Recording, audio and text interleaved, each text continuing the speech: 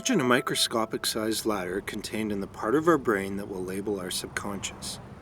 The ladder of inference, which was first proposed by Harvard professor Chris Argyris, is the basis of this model.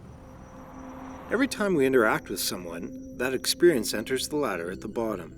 That same experience zips up the ladder in the blink of an eye, exiting at the top.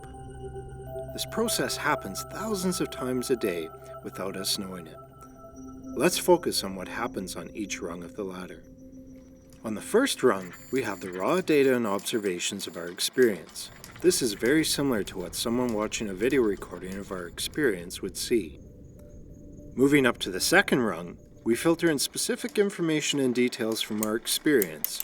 We unknowingly filter based on our preferences, tendencies, and many other aspects that we believe are important.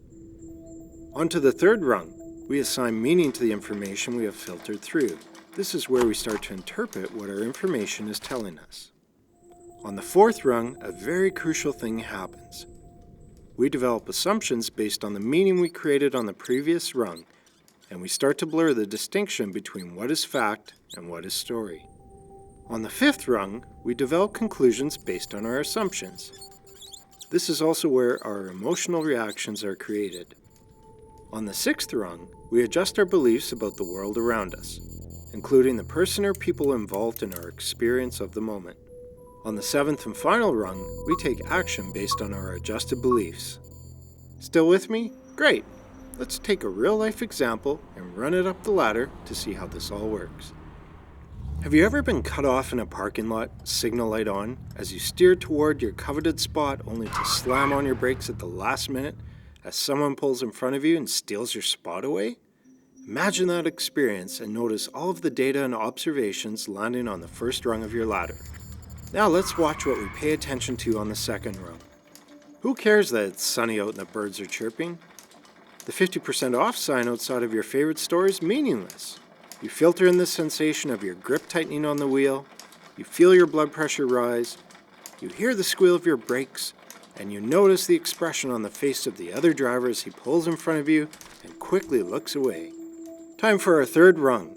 Ever since you were young, your parents taught you the importance of waiting in line and taking your turn. You live and die by the rule of first come, first served. And now this guy has just stolen your spot. What gives? Up to the fourth rung we go. Watch closely as our assumptions take over and our story creates itself. That stupid jerk. Didn't his parents teach him anything? How could he not see my signal light? He must never pay attention. Why does he think he's more important than anyone else? Jumping quickly to the fifth rung, we conclude that this guy is heartless, inconsiderate, he needs to be taught a lesson and put in his place. We feel angry, frustrated, vindictive, justified. On our sixth rung, we adjust our beliefs based on the experience. That's the last time I give in. Next time someone tries to cut me off, tires will be smoking on the pavement as I squeal past them into my spot. And finally, our last rung, we take action. We back up, pull up behind his car, honk our horn, and roll down our window to scream a few choice words his way. Now, imagine, he walks over quickly, apologizing. His wife, who is almost due with their first baby, called him from inside the mall to say she is in labor and needs to get to the hospital immediately. We are momentarily shocked, apologize profusely, and wish him luck as he rushes toward the entrance. What just happened here? What changed? Why is this so significant? In our parking lot example, our beliefs were short-circuited by the ladder of the other individual. My wife is in labor. I need to get there quick. There's a parking spot. Phew! Oh, geez, I cut someone off. I better apologize quickly so they don't think I'm a jerk.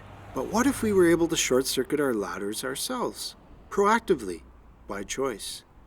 Guess what? We can. Let's return to our unique human function of free will.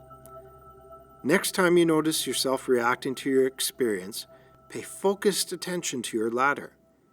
Ask yourself what beliefs are at play. Where did they come from?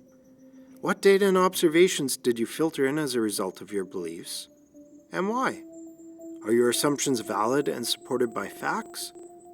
Would a different set of assumptions create different feelings and result in new and better conclusions and actions? We all have our own unique ladder. Be mindful of yours and help others to see theirs.